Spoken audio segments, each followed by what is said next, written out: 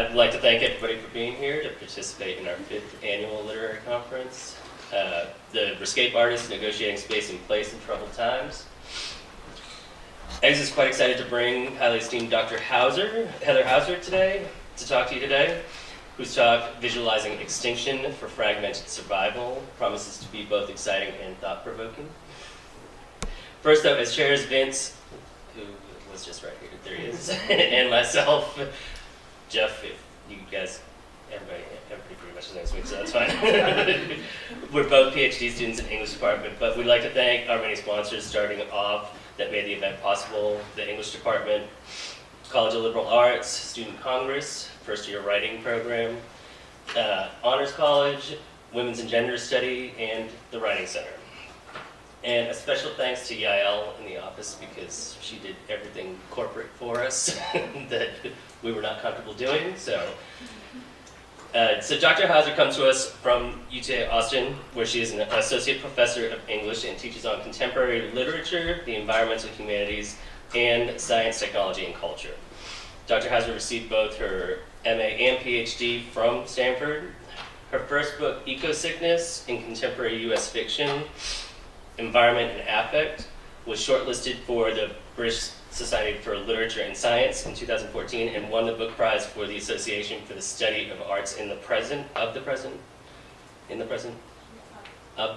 right, in 2015.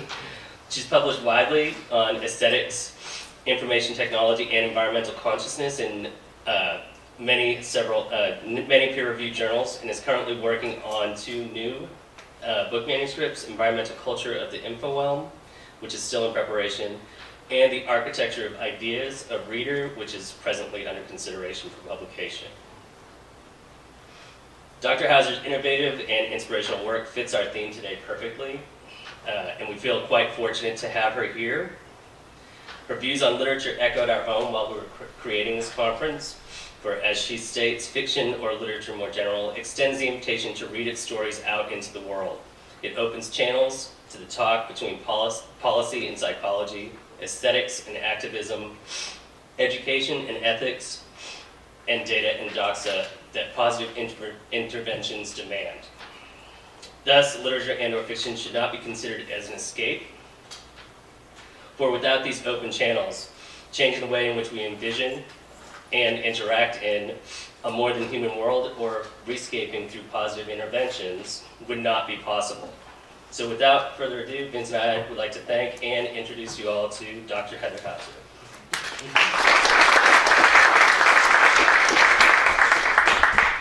Thank you everyone for coming. I've met a number of you already, which has been really pleasant. I just wanted to repeat some of those thank yous to Jeff and to Vince, and also to Yael, who it was all run very smoothly, and I certainly appreciate that. And thank you also for coming out, those of you whom I haven't met. So the work I'm sharing with you today is coming from that book in progress Jeff just mentioned. It's called The Environmental Culture of the Infowhelm. And the book is examining what I'm calling the aesthetics of information management in contemporary environmental art across different media. So I'm arguing that 21st century artworks think through how we come to know environmental issues under conditions of infowhelm, or information overload. And they do so by making scientific data and methods essential to their form. So I treat scientific information as a representational mode in its own right that is shaping contemporary aesthetics as well as environmental thought. So when data, scientific methods enter art, they become modes of active knowledge making. And in this project, I'm looking at artists as varied as Barbara Kingsolver and Maya Lin, Juliana Spar, Rebecca Solnit, and thinking about how they conceptualize how we arrive at knowledge. Without rejecting scientific epistemologies, these artists find inspiration in hard data and positivist ways of knowing, and then supplement them with emotion, speculation, ambiguity, and embodied experience. So that's a very broad overview, and I'm going to approach these claims today through some data visualizations. So this is one of the media types that my book is featuring that actually hasn't been paid all that much attention to within what's being called eco-media studies. There we go. So in the 21st century, environmental artworks are shaped by and contribute to the infowhelm. It's a commonplace, I think, that now we see ourselves in, through, and even as data with things like the quantitative self. Yet a rash of neologisms is recording the unease with this condition. So we have infowhelm, information overload, total noise, which is David Foster Wallace's expression, and information fatigue, which ended up in the OED about 10 years ago. So we have this anxiety about information, how it's impacting our lives, our cognition, but there's also passion for information that's very palpable in recent environmental culture, and especially in literature and visual art. And so these are just some of the novelists, poets, visual artists, who are working or sort of expressing this passion for information. They work with scientific data and methods and incorporate it into the aesthetic fabric of their creations. So they don't simply take inspiration from something like statistics about glacial melt. They also, and very centrally, employ this information as an artistic, emotional, and experiential resource. These artists don't shy away from infowhelm, nor do they exuberantly embrace it. Without rejecting these scientific ways of knowing, they find inspiration in those modes and engage embodied, affective, and speculative epistemologies along with them. So to understand the process by which artists maintain this fidelity to scientific information and supplement it, I want to consider the affiliations between data visualization, a compelling form of new media, and what I'm calling the new natural history. So I'll present projects from the Audubon Society, Brian James and Maya Lin, with attention to how they remediate data and methods pioneered by Enlightenment naturalists. So first I'm going to offer just a few words on the natural history tradition. Some of you might be familiar with it, others less so. So natural history is the classificatory and descriptive arm of the biological sciences. It emerged in its so-called classical period of the 18th and 19th centuries in order to, in Paul Farber's phrase, quote, group animals, plants, and minerals according to shared underlying features and to use rational, systematic methods to bring order to the otherwise overwhelming variation found in nature. And I'll come back to that expression a couple times. Luminaries of the field include Maria Marion, Linnaeus, probably the most famous of the naturalists, Comte de Buffon, and John James Audubon, among many others. So these and other naturalists collected plant, animal, and mineral specimens, often found by their traveling disciples, and developed methods of description, illustration, preservation, and display that really continue to inform not only ecological practices, but also curatorial practices today. So bringing order to that overwhelming variation spurred representational innovation. And these are just some of the actually idioms and forms in which naturalists worked: the catalog, herbaria, binomial nomenclature, curiosity cabinets, botanical and zoological illustration. These cultural forms traveled beyond the naturalist greenhouse into the public and aesthetic spheres. So if we flash forward over a century to now, artists and humanist scholars are confronting the enduring legacies of these enlightened methods and idioms. And they do so, I'd say, because natural history still underpins how we know and respond to phenomena like extinction or habitat loss, among other environmental crashes. So humanities researchers, I think, have tended to emphasize natural history's blessed rage for order, which is one scholar's term, and they often correlate this to forms of imperialist expansion and appropriation. And I think one lineage for that mode of thinking is Michel Foucault's The Order of Things. So Foucault defines classical natural history as, quote, nothing more than the nomination of the visible. That is, the discipline sort of names nature in order to close the distance between language and thing. But this nothing more is really quite something, because nature in this view actually contains those systems that the scientist, the naturalist, is finding within it. It's a very inherent order. And these systems therefore become very totalizing. And evidence for natural history's totalizing ambitions certainly abounds. So this is one of my, not favorite because I endorse the sentiment, but I think most provocative statements, this bellicose exclamation from one of Linnaeus's disciples, quote, furnished with these arms, I am preparing to make war upon the vegetable kingdom, and to submit the lofty honors of the forest to the rule and authority of botanic science. So Jason, this might be something you want to work with. Inspired by Foucault, researchers have fortified the links between colonialism and naturalist practices of naming and describing, collecting. The act of naming, what Mary Louise Pratt calls a, quote, global resemanticizing, forces every new site, no matter how unfamiliar, to fit within the colonizers' unifying epistemological systems. So in the process, naming demotes or erases indigenous and other traditional knowledges. This is just one of the critiques of that practice.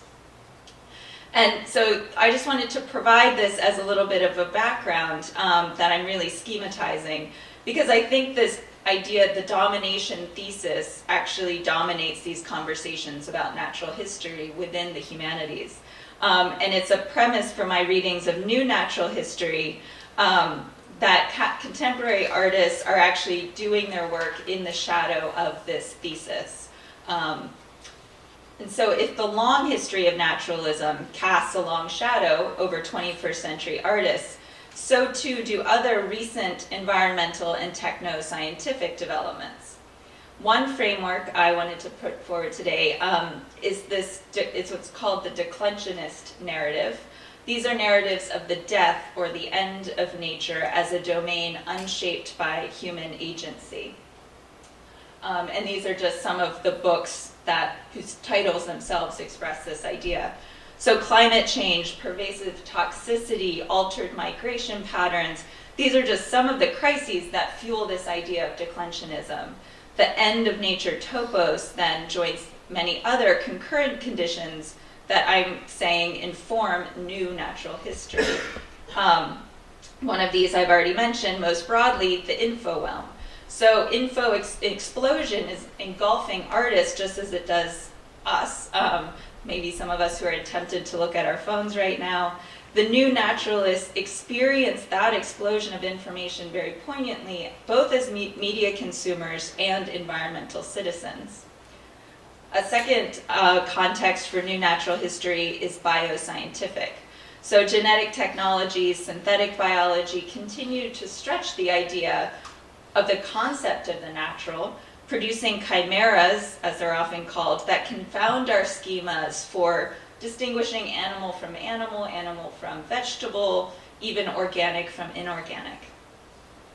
Similarly, biodiversity science and policy are pursuing so-called radical conservation strategies. So these are swerving away from the idea that you can return to some original or optimal environmental condition, and I'm actually going to have more to say about that later in the talk.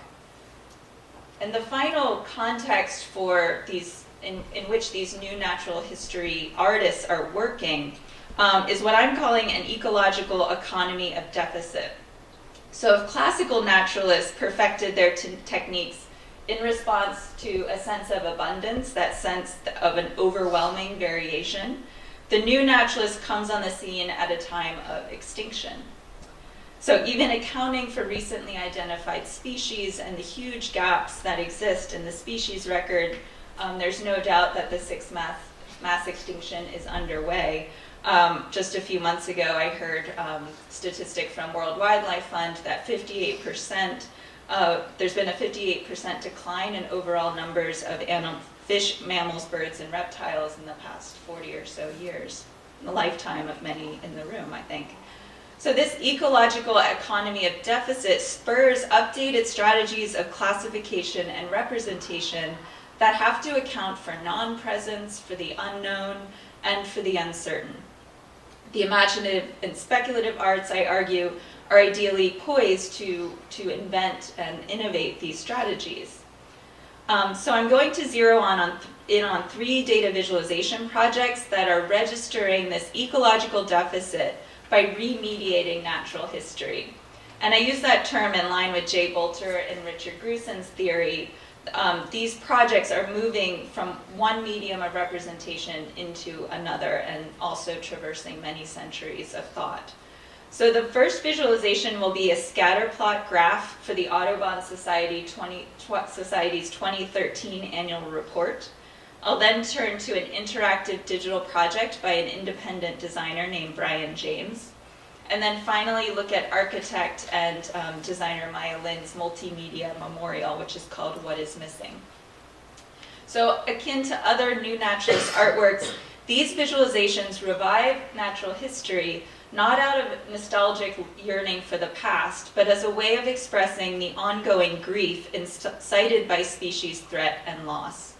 I used the Audubon image to start to establish a comparative mode for understanding how James and Lin honor natural history's potential to produce knowledge, and yet supplement its positivism with affective and participatory ways of knowing.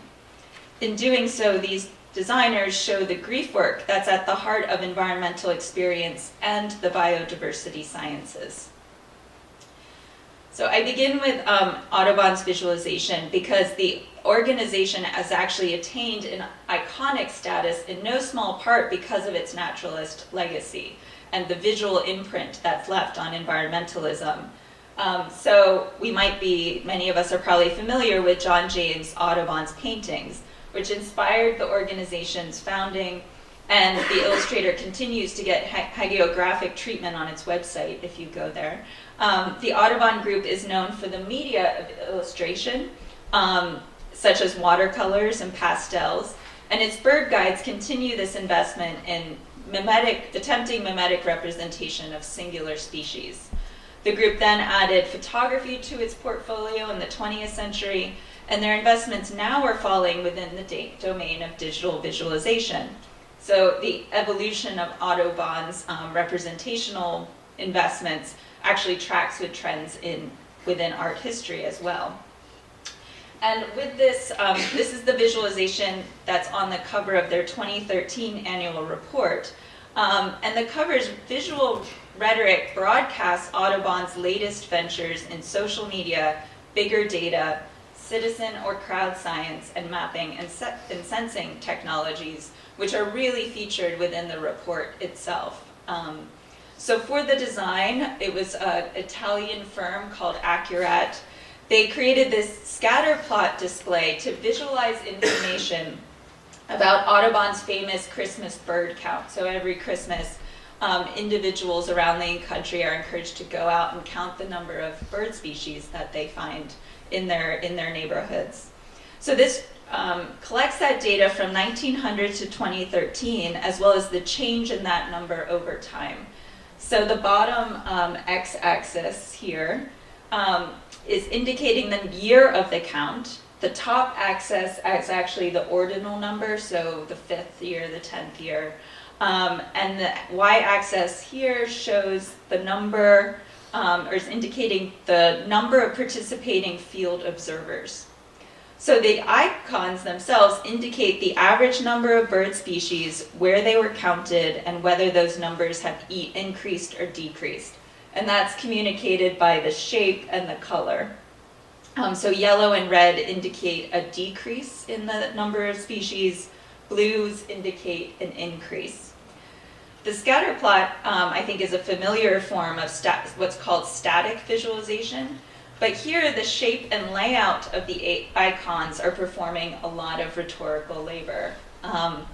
So the V abstracts the bird shape, and the icon's upward rise launches these avian avatars into flight. Yet Homo sapiens and not species of aves are actually what are lifting off here. So given that participation in the bird count increases, the upward trajectory of the V's doesn't actually tell us whether more species were counted due to conservation work or only due to humans' greater participation and more intensive use of technology. So in fact, the reds and yellows are signaling a decrease in numbers, even as the icons are rising up. So emerging from a group indebted to the naturalist tradition, the Audubon visualization spotlights methods of data collection rather than the avian specimens that are festooning those old field guides and, in fact, our backyards as well. Of more consequence to me is thinking about the fact of how species loss itself diminishes in importance as the V's rise up and push against the margins of the cover or screen.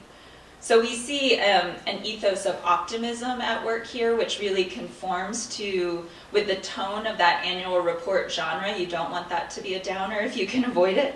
And in Accurat's visualization, environmentalism's burgeoning commitments to citizen science, social media, crowdsourced big data are shaping the representation of loss and instead of actually, as in the past, the animals themselves. So information and environment converge in a seemingly quantitative object that I contend does emotional work. It diminishes loss and dispels grief through its anthropocentric and technological focus. So Accurat's visual strategies inspire my turn now to the question of how other data visualizations remediate naturalist methods as a form of grief work that's at the heart of 21st century biodiversity science. So I'm going to talk now about Brian James. He's an independent designer. I don't think many people have heard of him. He describes his craft as tinkering and digital experiment. And within pieces, this is his project. It was originally called Species in Pieces, so if you look it up, that's actually how you'll find this digital exhibition.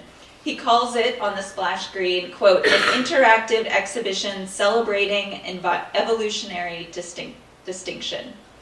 And James elsewhere describes the project as celebratory, but the music that accompanies the exhibit is very doleful, and it reminds viewers that extermination is the occasion for this celebration.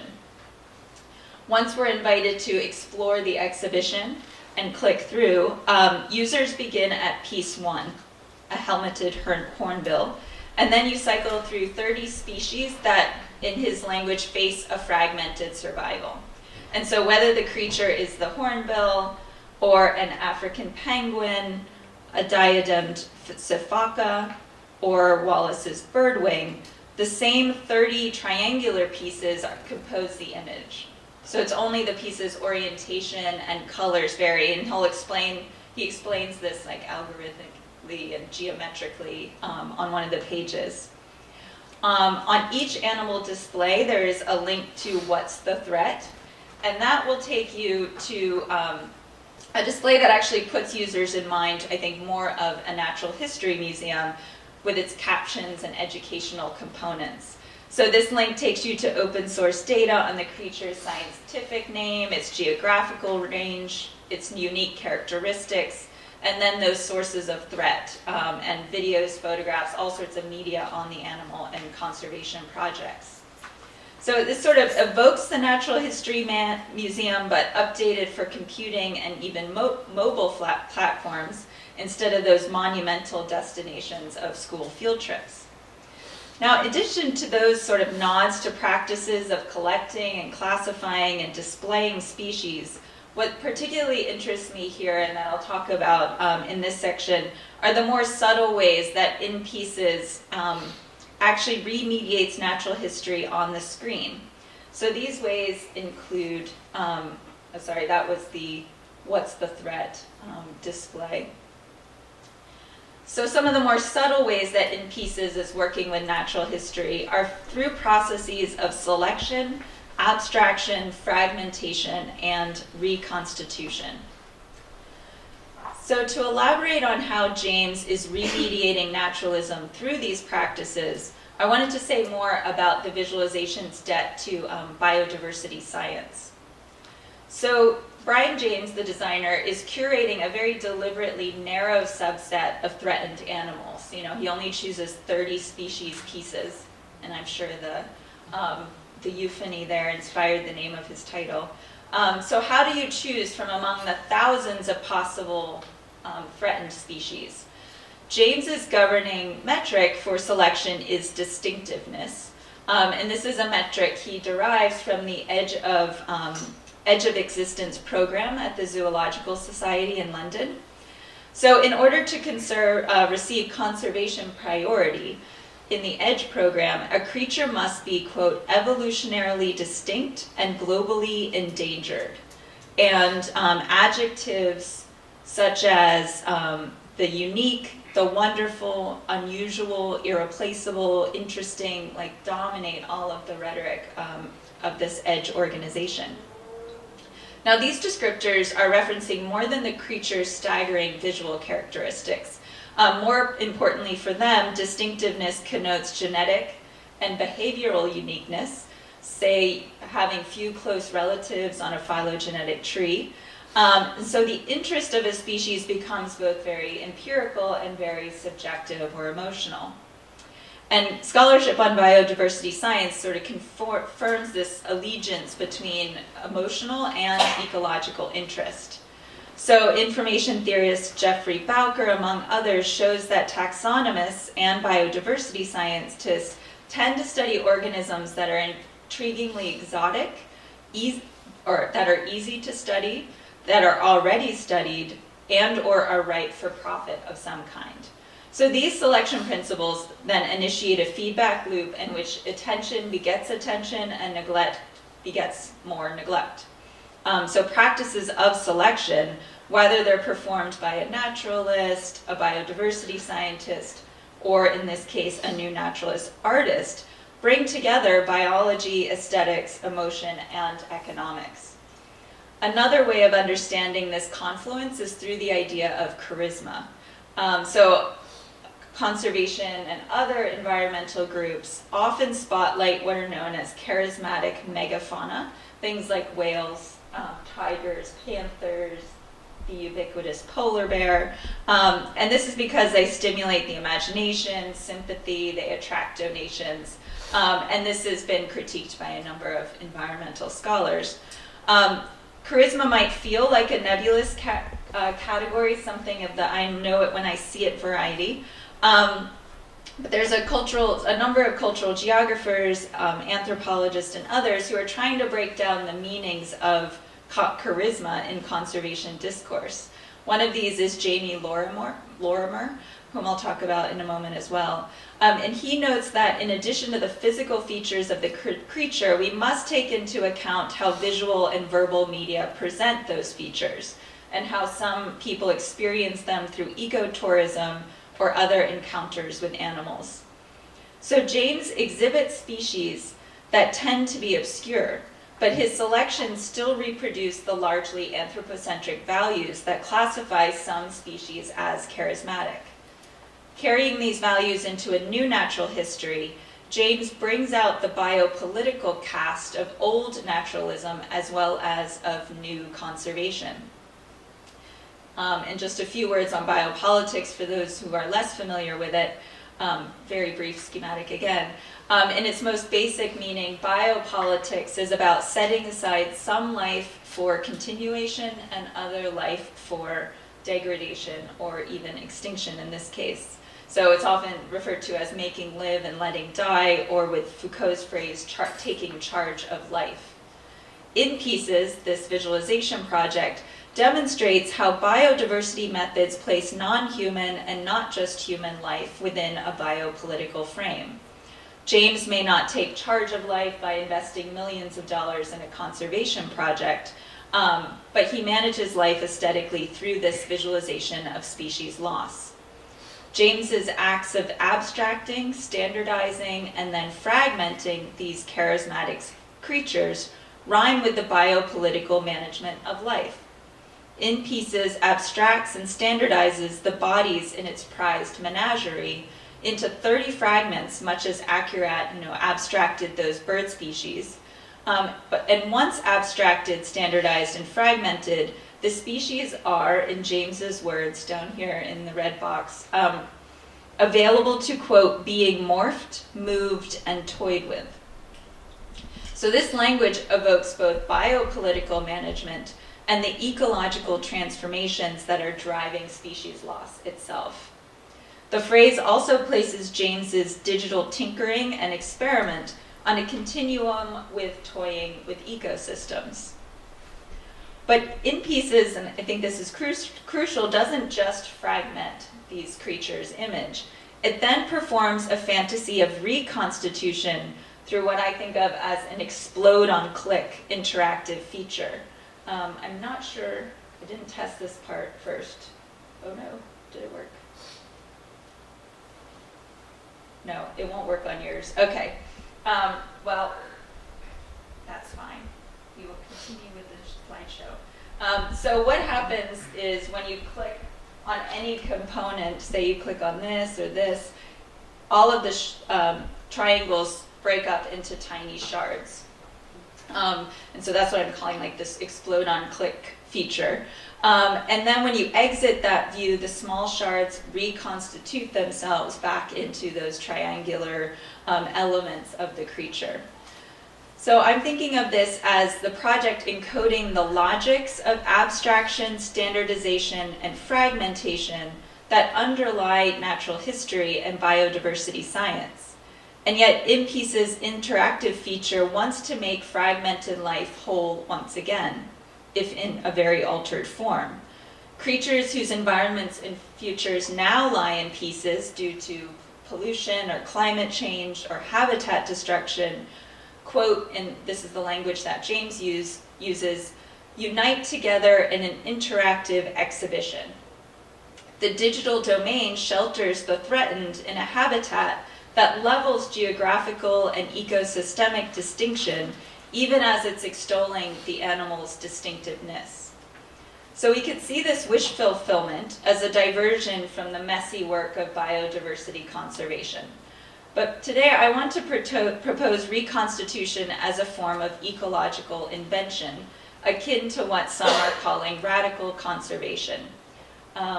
So this is a term that's applying to ideas, practices really, but ideas that get encapsulated and explained very nicely in these two books. And I mentioned Lorimer earlier, and this is the text I'm referring to.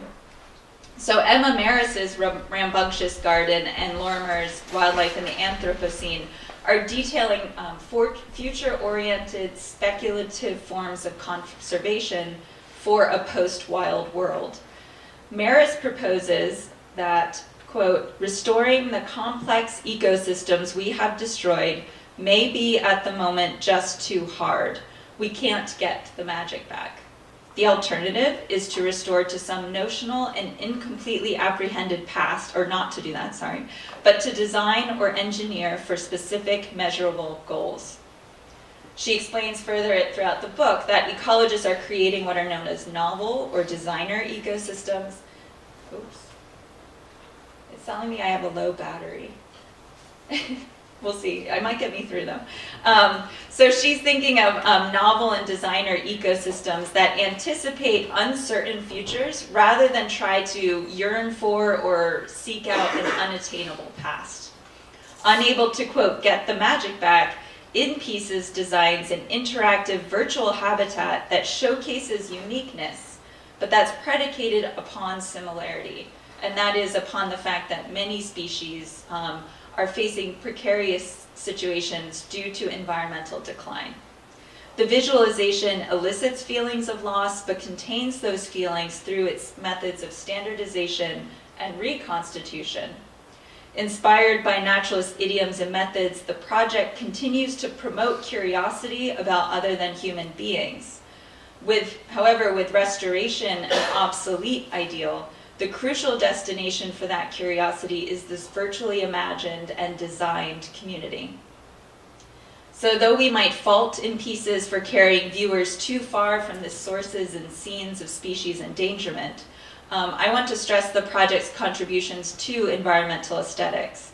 Designing a digital ecosystem, it foregrounds biopolitical processes of selecting, abstracting, and fragmenting that are mainstays for natural history and diversity science alike.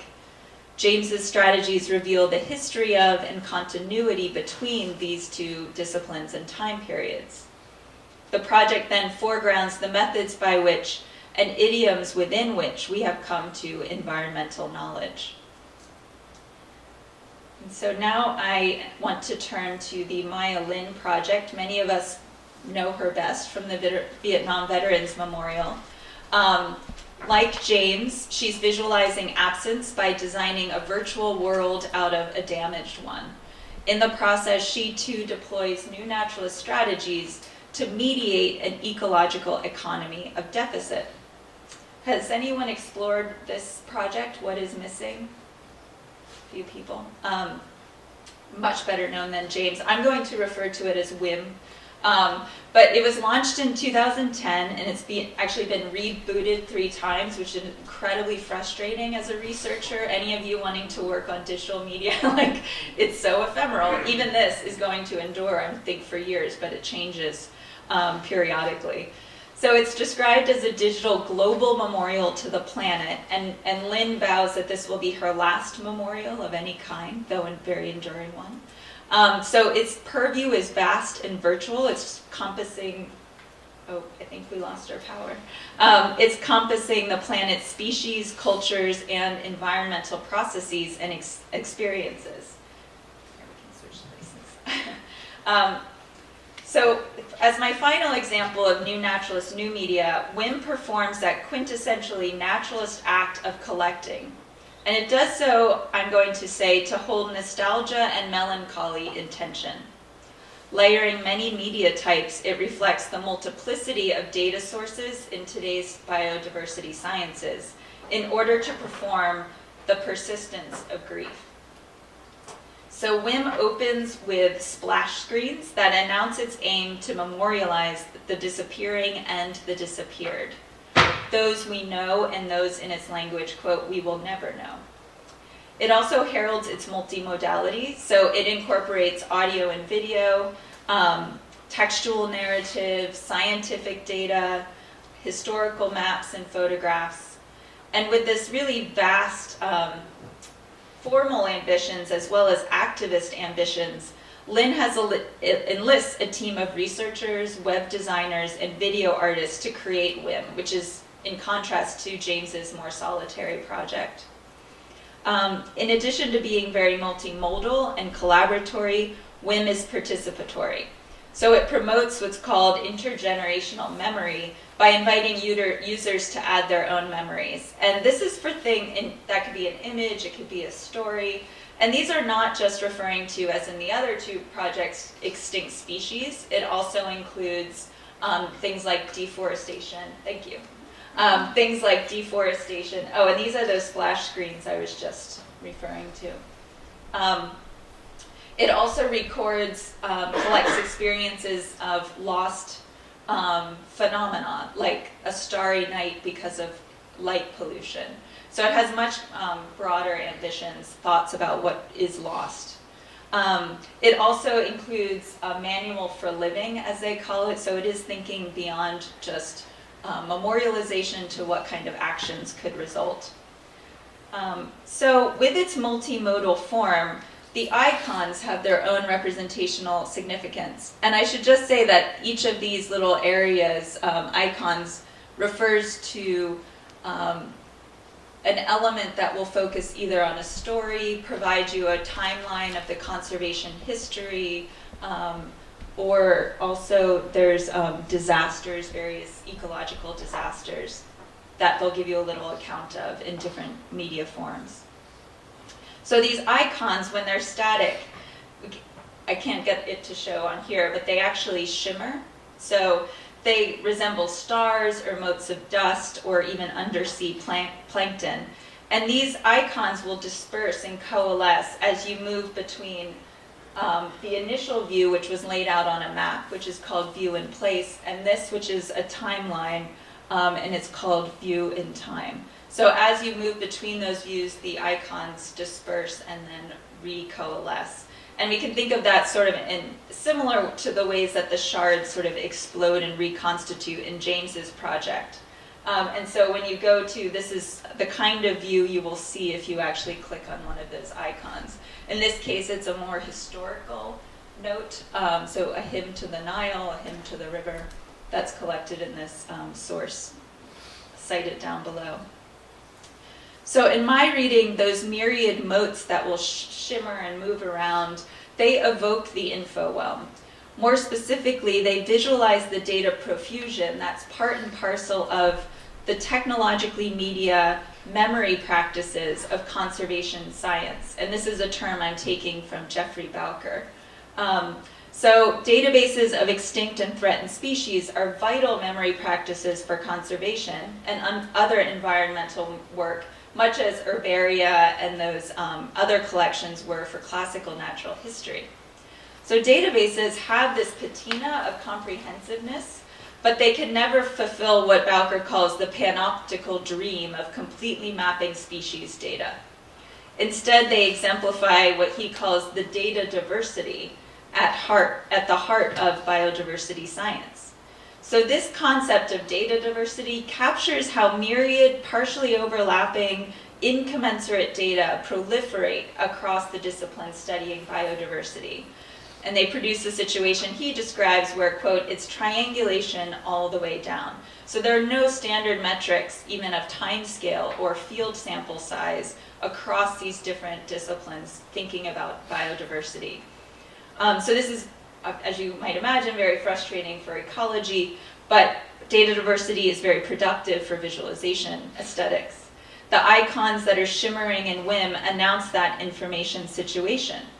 Clicking on the icon opens onto visual, audio, and narrative data sets of loss that give deeper meaning, extra meaning to the positivist statistics. So WIM constellates sources such as the IUCN Red List database with these many other representational forms to counter the statistical abstraction of databases, and that's a phrase from Rita Raley. The project's multimodality adopts a participatory emotional approach to comprehending loss. Paradoxically, in seeking comprehensiveness by layering media, the project underscores the inherent incompleteness of representing extinction. And this is an argument Ursula Heise makes with respect to biodiversity-based databases in general. The very title of Lynn's project, with its interrogative punctuation, announces incompleteness and the sutures that remain visible in systems of managing information on ecological loss. The question mark also heralds the multiple temporality in which this project dwells. In this respect, the project remediates naturalist methods of collecting that emerged under conditions of ecological abundance, but that necessarily mutate under conditions of ecological deficit. So Lynn's memorial assembles statistics, narratives, visuals, and audio to convey a past, but it is in fact creating that past. In presenting a digitally made universe of biotic and cultural threat, the project collects life forms that don't cohabit out there. And I think this resembles in pieces in that WIM's varied media forms are designing a global ecosystem. The aesthetic approach of assembling varied data sets performs grief in ways that align with today's biodiversity science as well as classical natural history. And I want to use Susan Stewart to think through some of the emotional signatures of Lynn's designer ecosystem. So like Stewart studies curiosity cabinets and other kinds of collections in this book from 1993 on longing. And like those curiosity cabinets, Stewart interprets Lynn's memorial accumulates environmental artifacts in response to longing, which is often expressed as nostalgia. And so in Stewart's account, nostalgia refers to, quote, a past that has never existed except as narrative. Longing for an impossibly pure context of lived experience at a place of origin, nostalgia wears a face that turns toward a past which has only ideological reality. And I want to just underscore that that's not to say, like in thinking about this term in relation to the phenomena of whim, it's not to say that starry skies and dodo birds never actually existed, or that there's some hoax perpetuated by China, if you're thinking in line with Trump. But what I'm getting at here is that whim, like the naturalist's physical cabinets, gathers specimens into a collection that is ahistorical and often ageographical. These eclectic assemblages don't aim for mimesis and instead offered imagined tableau of what was as they seek to preserve. Yet unlike the collections in Stewart's study, which she's arguing orient attention toward the past, whim sets its sights on multiple temporalities. And this is because in Lynn's visualization, nostalgia isn't the only mode at grave in play. The project's layered multimodality and ongoing fluidity emphasize invention and speculation. Yes, the project's oriented toward a changing past, and it's changing because, as Bowker has shown, like there are gaps in the data record, and access to that past is mediated by technology and representation. Yet whim also accounts for a changing future through its very fluid composition. It evolves in the digital realm as it records species that have ceased to evolve on land and in sea and sky. A contribution to the new natural history, Lynn's visualization aligns practices of naturalist collecting with databases of extinction in order to design a digital ecosystem for the disappeared and disappearing. It promotes intimate but virtual species encounters. And in doing so, it underscores both the material and the representational ongoingness of environmental loss.